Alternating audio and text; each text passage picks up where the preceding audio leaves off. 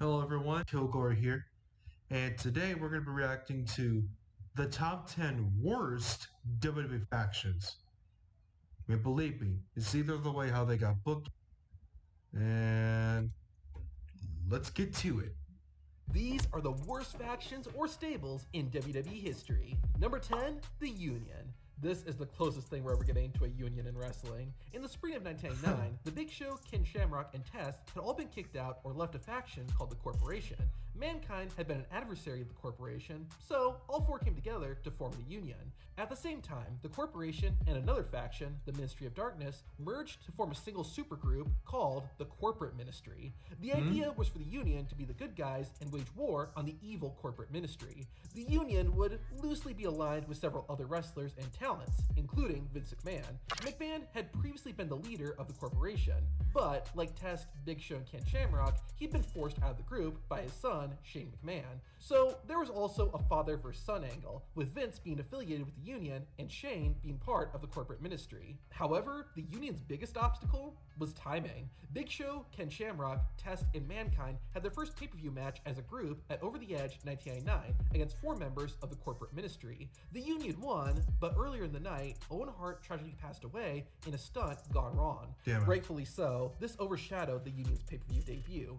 Then, 8 days later, Mankind was written off TV since he had to undergo knee surgery. I guess WWE saw the writing on the wall because not long after, it would be revealed that Vince McMahon was still secretly leading the Corporate Ministry as the higher power.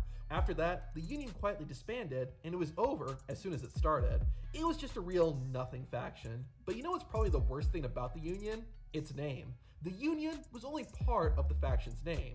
Its full name was the Union of People You Ought to Respect, Son, or Up Yours. Surprisingly, that's not the worst name we're going to hear in this video. But Sorry, wrong button. Nope. Before we get to that, number 9, the Core. Just like the Union, the Core had another faction Who the fuck? to thank for its formation. In 2010, the Nexus was formed. Led by Wade Barrett, the faction consisted of a bunch of WWE rookies, frustrated by how they had been treated. It's debatable if the group was actually good or not, but at the very least, they were prominently featured and were the biggest heel group in WWE in 2010. Towards the end of the year, though, CM Punk overtook the group, becoming its new leader, and Wade Barrett was kicked out. From there, Barrett would partner with Ezekiel Jackson, and also Heath Slater and Justin Gabriel to form the Core. Or should I say, Core. Apparently, the only reason it was spelled with two R's is that Core was already trademarked. Anyways, it seemed like the Core was built to feud with the Nexus, which could have been a pretty sweet rivalry. However, right after the Core was formed, CM Punk began a feud with Randy Orton, and the Nexus followed. This left Barrett and his group to find purpose on their own, which mainly came in the form of post-match assaults. Now, to WWE's credit, they did put some effort into making the Core a serious faction. Shortly after the group's formation, Wade Barrett won the Intercontinental Championship, and Heath Slater and Justin Gabriel won the tag team titles. However, that credibility was quickly undermined almost as soon as it was established. At WrestleMania 27, the Core fought Big Show, Kane, Santino Marella, and Kofi Kingston in an 8-man tag team match, which the Core lost in under 8 minutes. After that, tempers began to flare within the group, Ezekiel Jackson would be kicked out, and, not long after, Heath Slater and Justin Gabriel walked away. The Core wasn't an outrageously bad group. The main issue was that they had no one to feud with, and the group ended before it was really given a chance. It also didn't help that they had one of the worst t-shirts in Who in the hell would be willing to wear that shirt? Not me. You want my money? No. Right here. Bye. WWE history. Number 8, X Factor. X-Pac holds an interesting distinction as the only wrestler to have been part of the two greatest factions in wrestling history, the NWO D-Generation X and the NW Wrestling Brother and DX. Yes, I know Shawn Michaels was technically a part of both, but I don't think he's joining the New World Order until 2002. Wait, shouldn't the NWO, but the WWE version should be on the list, not WCW's WWE. Time when Hulk Hogan, Scott Hall, and Kevin Nash made a return to the company, but for some reason, if you look up a cage match on the WWE version of the NWO, a bad rating. It really is. Trust me. Anyways, with 2 phenomenal factions under his belt, you would think that when he went to start his own group in 2001, it would have at least been decent. But you would be wrong. It all started in February 2001 when Just Incredible aided X-Pac during an attack by Chris Jericho. Soon after, Albert joined in, and X Factor officially formed. Now, the first problem was the pairing. It didn't make any sense, and No sense at all. was just pulling names out of a hat. But that wasn't the group's biggest problem. Just weeks after the faction started, WCW, WWE's main competitor, went out of business. This led to a significant influx of talent as many WCW wrestlers transitioned to the WWE. On top of that, ECW had also gone out of business recently, meaning that there were all those wrestlers on the roster too. Having a sudden influx of talent didn't make it easy for a new faction like X Factor to stand out. But an even bigger issue was the Invasion storyline. Most of the recently acquired WCW and ECW wrestlers banded together to form the Alliance, with the goal of taking down the WWE. For the majority of 2001, the Alliance was the faction to watch in WWE, causing X Factor to get lost in the shuffle. However, even with all that, the biggest issue X Factor faced was they had nothing going for them. There wasn't anything that the group did that made them special or made fans care about them. WWE tried to get something going by having Albert win the Intercontinental Championship and X-Pac winning both the Light Heavyweight Championship and the WCW Cruiserweight Championship. But none of these worked. After 8 months, the group finally broke up when Just Incredible left to join the Alliance, where he should have been all along, having been a former ECW World Champion. To top it all off, X Factor had one of the worst theme songs in WWE history.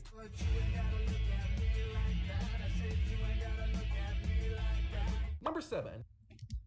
Yeah, the problem was that the theme song, the music is like a wrestling theme song. So, yeah. And this is by Uncle Cracker. I got everything. The New Breed. In 2006, WWE brought back ECW as a third brand. In addition to wrestlers who were part of the original ECW, there were also a number of newer wrestlers on the ECW roster too. 4 of them, Marcus Corvon, Matt Striker, Elijah Burke, and Kevin Thorne, ended up forming a faction called the New Breed. The group instantly began a rivalry with several wrestlers from the original ECW. Those being Tommy Dreamer, Balls Mahoney, Sabu, Sandman, and later, Rock Van Dam. The first problem with the New Breed was that the pairing didn't make any sense. Matt Striker... I already feel still down.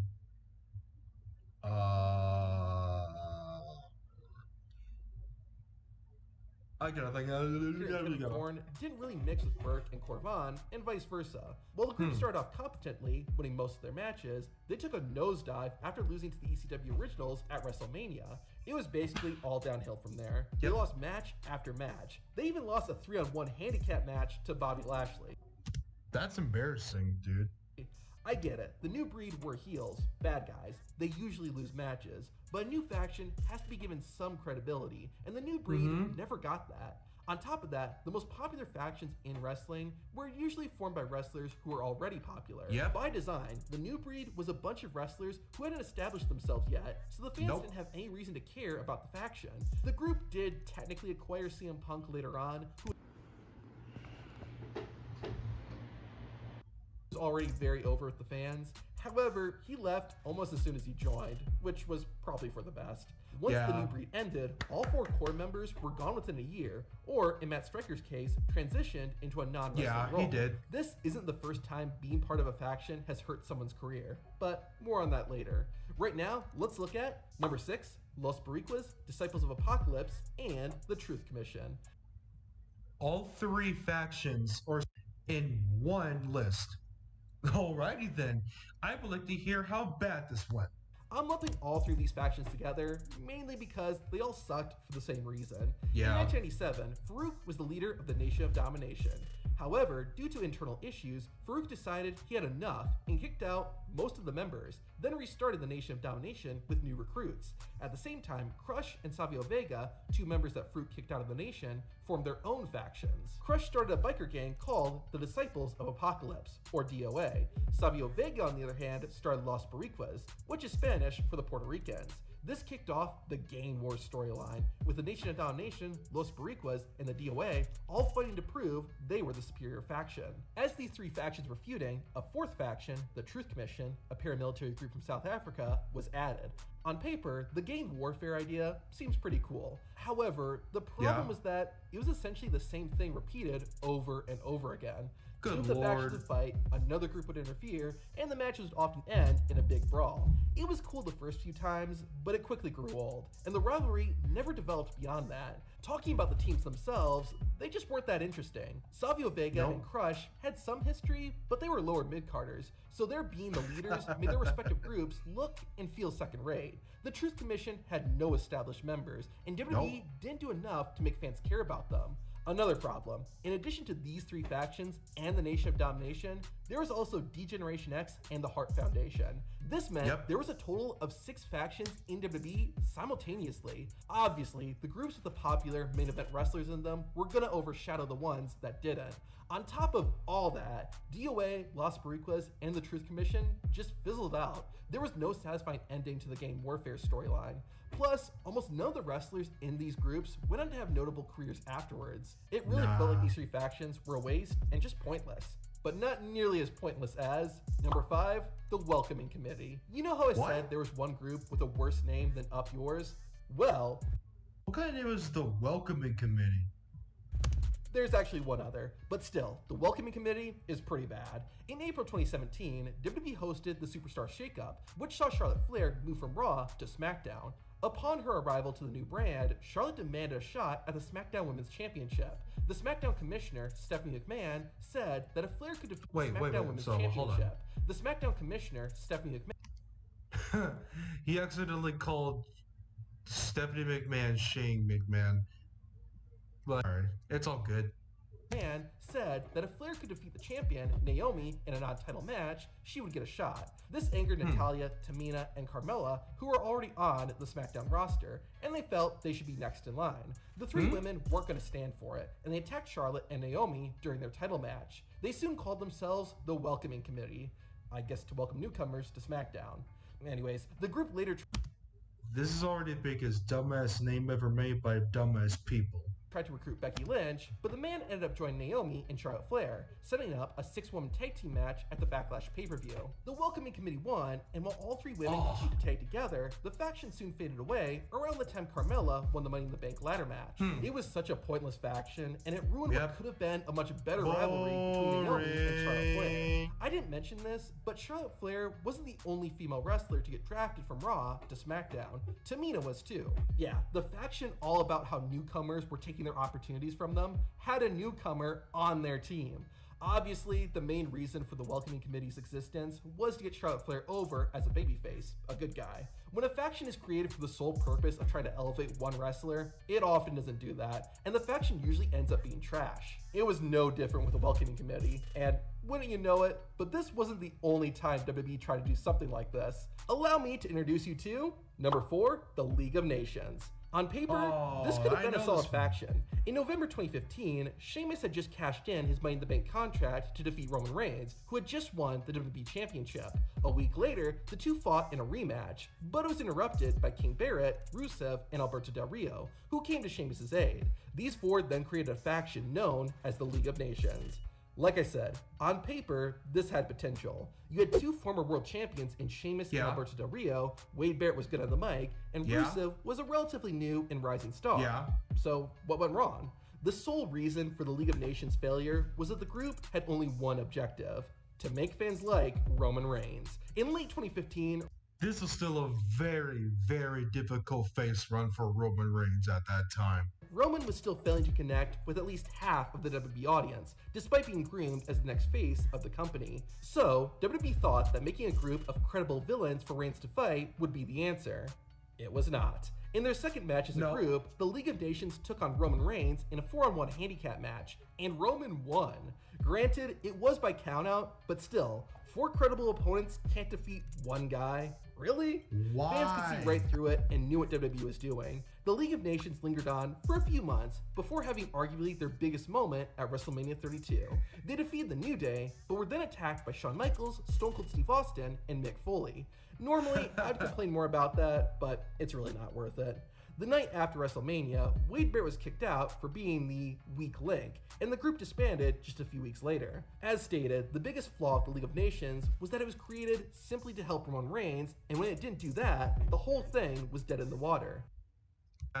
Trying something like this is not really worth it because it just feels pretty pointless and a waste of television time. Not only did it do no favors for Roman, but it didn't help anyone in the actual faction. In fact, it's arguable that all four men were worse off after the League of Nations than before the group started. Now, this next faction didn't help anyone in it either, but for a much different reason. I'm talking about number 3, the NWA. In late 1987, Jeff Jarrett returned to WWE. He gave an infamous speech where, among other things, he criticized WWE for how vulgar it had gotten. At the same time, Jim Cornette was hosting weekly rants, during which he frequently complained about modern wrestling. So, basically what Jim Cornette does today. Yeah. Additionally, Cornette discussed bringing tradition and class back to the WWE. This led to Jim Cornette bringing the vacant NWA North American Championship to Raw, and then having Jeff Jarrett and Barry Windham compete for it. Jarrett won thanks to interference by Jim Cornette, and the NWA faction was officially formed. 2 weeks later, Ricky Morton and Robert Gibson of the Rock and Roll Express made their return to WWE, where they were awarded the NWA Tag Team Championship, and also became part of this NWA faction. Soon after, Barry Windham joined the group too. You know, the same guy Jim Cornette had attacked, which cost him the North American Championship. Anyway, What? after a few more weeks, Jeff Jarrett would leave the group, saying he was too talented for it. Then, Cornette would kick the Rock and Roll Was it? Express out in favor of Hardcore Holly and Bart Gunn. Cornette claimed Holly and Gunn were the successors to the Midnight Express, arguably the most famous tag team that Jim Cornette ever managed. The NWA faction continued on with Cornette, the new Midnight Express, and Barry Windham. However, things picked up when the NWA World Heavyweight Champion, Dan Severn, joined the cause. But he was only part of the faction for a few weeks before leaving to focus on his singles career. Barry Windham also left the WWE around this time, leaving just Jim Cornette and the new Midnight Express, effectively turning this faction into a tag team. Cornette's group had their final match at the 1998 King of the Ring pay-per-view, where they lost to the WWE Tag Team Champions, the New Age Outlaws. From the beginning, the NWA faction was doomed for failure. The idea was to bring wrestling back to its roots, but fans didn't want that. They were much more interested in D-Generation X, Stone Cold Steve Austin, The Undertaker, and Kane. So whenever the NWA came on, it just sucked the life out of the crowd. On top of that, fans just didn't really care much about the wrestlers in the faction. To make matters worse, whenever the NWA wrestlers fought the WWE wrestlers, the NWA guys either got defeated or won only through cheating. It just confirmed what fans already felt about the NWA faction, that they were Cheating is getting a little bit overrated, to be honest. So why can't our matches? Now, I'm not saying that as a criticization or whatever. inferior to the WWE wrestlers. I think Right to Censor was a better version of this idea, a group that disliked what the WWE was and sought to reform it. The NWA faction wasn't a bad idea on paper, but once they were in front of a live audience, it was clear it was doomed to fail. The only thing worse would be a faction that could have been successful, but failed simply due to WWE's own incompetence. I'm talking about number 2, Retribution. There's so much wrong with this faction, and one of the reasons is how it started. In August 2020, a group of masked individuals began attacking the WWE Performance Center, the venue where Raw and SmackDown were airing during the pandemic era. They went from taking out a generator to actually invading the show and destroying the ring. It was reminiscent of when the Nexus made its debut 10 years earlier. We didn't know who these hoodlums were, but they said the reason for their attacks was due to injustices in WWE. The identities of Retribution would remain a mystery. That was until WWE had the group change their mask so we could see who they were. Each member was a wrestler from NXT, but the commentators didn't acknowledge them. Did WWE really think fans wouldn't recognize them? NXT was airing on the same network as Raw, for crying out loud. But that wasn't the worst of it. Each member of Retribution was given a new name, and it was either bad or laughably bad. I really guarantee that they were both. I mean, all. How are we supposed to take a faction with wrestlers like T-Bar and Slapjack seriously?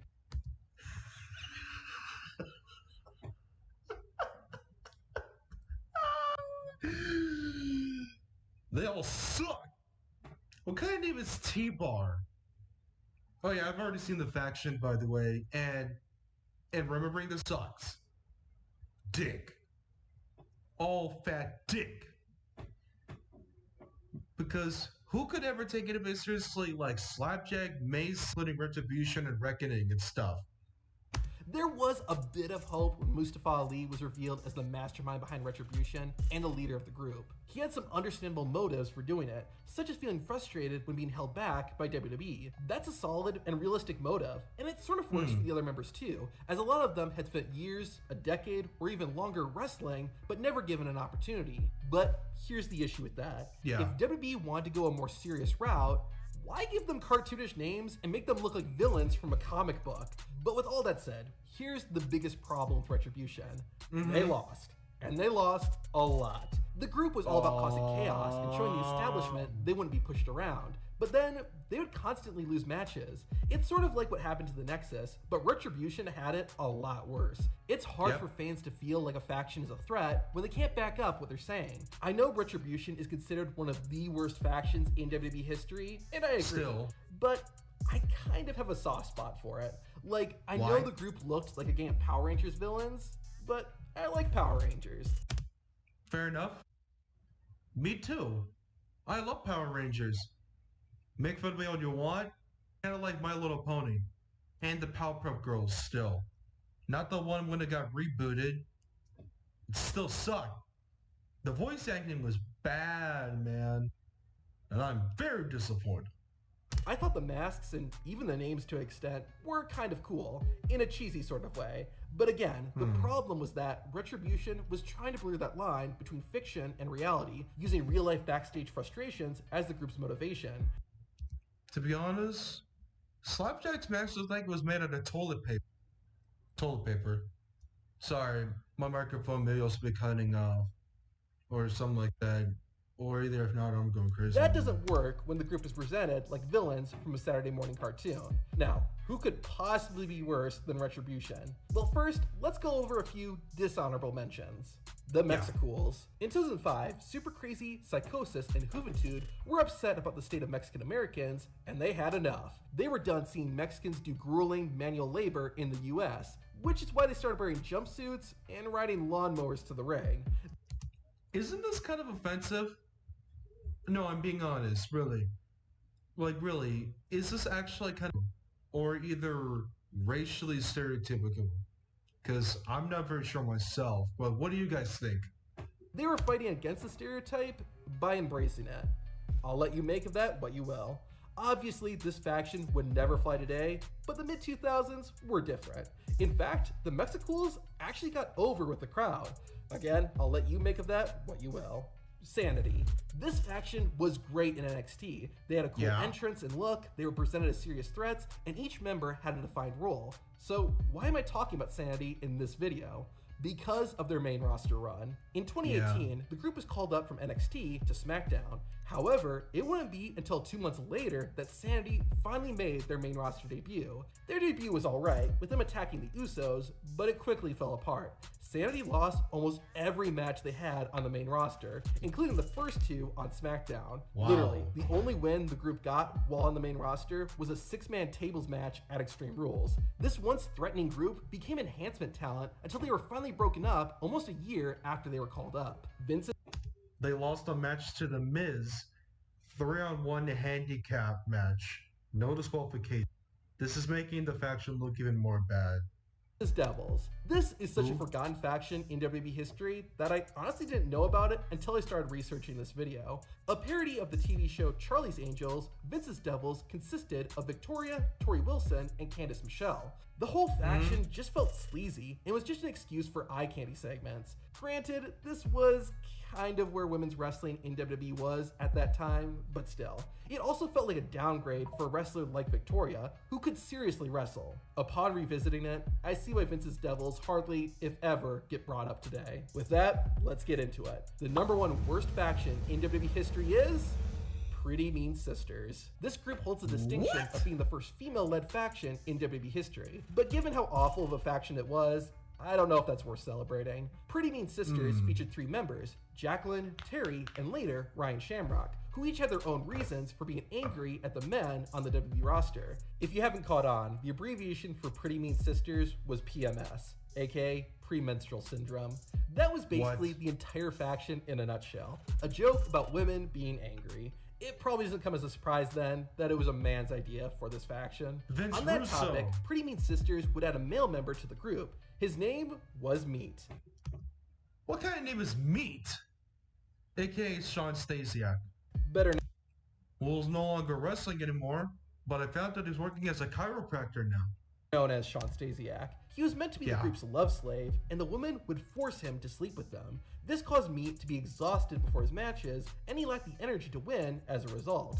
Yes, this was the Attitude Era, but there's a reason PMS isn't remembered fondly. On the subject of wrestling, every single faction in this video had a match. Pretty Mean Sisters, though, never wrestled. Sure, some of the individual members had matches, but the faction never once competed all together. Yes, this was the Attitude Era, but there's a reason PMS isn't remembered fondly. From the name to the premise, Pretty Mean Sisters is easily, hands down, the worst faction WWE ever created. But what's the worst storyline in WWE history? To find out, watch the video on screen. That'll be another time. Anyways, thank you very much for watching the video, and I really hope these factions will never be rememberable.